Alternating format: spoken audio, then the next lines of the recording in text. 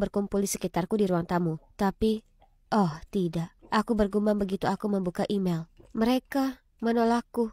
Aku berdiri dan sambil menangis berlari kembali ke kamarku. Sementara Isabel mengikutiku. Jangan khawatir. Isabel duduk di sampingku dan mengusap lenganku.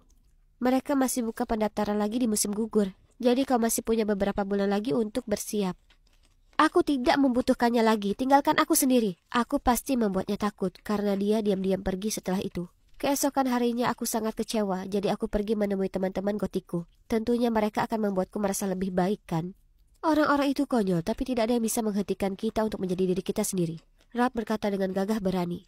Ya, aku tidak merasa lebih baik, tapi setidaknya ada seseorang yang sependapat denganku. Masih dalam suasana frustrasi, aku kemudian melewatkan makan malam dan langsung menuju kamarku. Harper kemudian masuk ke kamarku dan berbicara kepadaku dengan nada serius. Berhentilah merajuk. Aku telah melihat email itu dan profilmu. Inilah faktanya. Mereka tidak menolakmu karena kamu seorang gotik. Mereka menolakmu karena kamu cuma orang yang malas dengan nilai di bawah rata-rata dan tidak memiliki pengalaman sosial apapun. Aku melemparkan bantalku padanya, meminta dia meninggalkan kamarku sekarang dan tidak pernah kembali. Tapi malam itu aku tidak bisa tidur. Kata-katanya menggangguku. Entahlah, mungkin dia benar. Maksudku, aku kira aku bisa berbuat lebih banyak untuk membantu kasusku. Karena aku benar-benar ingin belajar jurusan itu di universitas itu. Jadi keesokan harinya aku mulai mencari pekerjaan paruh waktu. Tapi di mana-mana dibutuhkan seragam yang kotor dan penampilan yang layak. Astaga, ayo, aku tidak bisa. Aku merasa sangat buruk menjadi sesuatu yang bukan diriku sendiri. Aku hampir menyerah ketika Isabel mendatangiku dan berkata, jadilah kuat, pikirkan tentang perguruan tinggi impianmu dan masa depanmu. Dia menepuk punggungku. Ini cuma sementara, oke? Dia teman yang manis. Baiklah, aku harus bangkit kembali. Dengan sabar aku terus mencari dan akhirnya sebuah kafe menerimaku sebagai pelayan. Tentu saja tidak ada penampilan gotik. Suatu malam sepulang kerja, aku hendak pulang ketika aku bertemu dengan kelompok gotik. Hai teman-teman, aku dengar yang menyapa mereka. Ada acara apa malam ini? Melihat tatapan bingung mereka, aku berkata, ini aku, Miranda. Mereka tertawa terbahak-bahak. Serius? Miranda? Apakah itu benar-benar kamu? Kemudian beberapa dari mereka mengeluarkan ponselnya dan mulai mengambil foto. Instagramku akan menyukai ini. Sementara yang lain terus mengejekku. Ini sungguh memilukan. Aku pikir mereka adalah teman-temanku. Kenapa mereka tidak memberiku waktu sedetik pun untuk menjelaskan? Kini ternyata merekalah orang-orang yang paling menghakimi. Sungguh sekelompok teman yang beracun. Aku tidak akan membuang waktu untuk berkumpul dengan mereka lagi.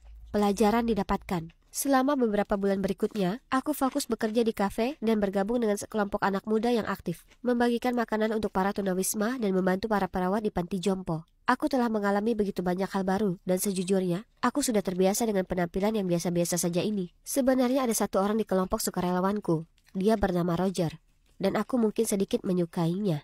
Pada awalnya aku bahkan tidak memperhatikannya karena dia terlihat normal, potongan rambut biasa, t-shirt, jeans, dan sepatu kets. Hingga suatu saat di panti jompo, aku berdebat dengan seorang wanita tua yang sangat pemarah dan suka menyulitkan, yang menuduhku mencuri sandalnya. Kemudian Roger, dengan sifat lembut dan suaranya yang menenangkan, menyelinap masuk dan meredakan situasi. Selain itu, dia adalah pendongeng yang luar biasa, karena dia selalu membuat semua orang terpesona, termasuk aku.